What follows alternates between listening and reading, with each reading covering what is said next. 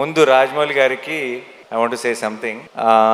నాకు చాలా ఒక సెంటిమెంట్ ఉండేది. ఎప్పుడు రాజమౌళి గారు ఎప్పుడు ప్రసాద్ మల్టీప్లెక్స్కి వెళ్ళేవారు. నేను కూడా రెగ్యులర్గా నా ప్రతి కొత్త సినిమా నేను అక్కడికి మార్నింగ్ షో చూడటానికి వెళ్ళేటప్పుడే చెక్ చేసుకునేవాడిని, రాజమౌళి గారు వస్తున్నారా, ఫ్యామిలీ అందరు అక్కడ ఉంటారా.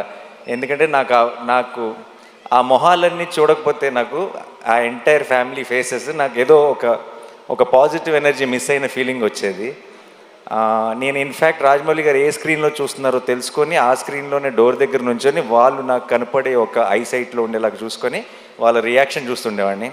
అండ్ ఫస్ట్ థింగ్ సినిమా అయిపోయిన తర్వాత లిఫ్ట్లో నేను వల్లి గారిని రమ గారిని కలిసి ఫస్ట్ సినిమా గురించి టాక్ అడిగేది వాళ్ళనే, ఎలా ఉంది ఏంటి అని.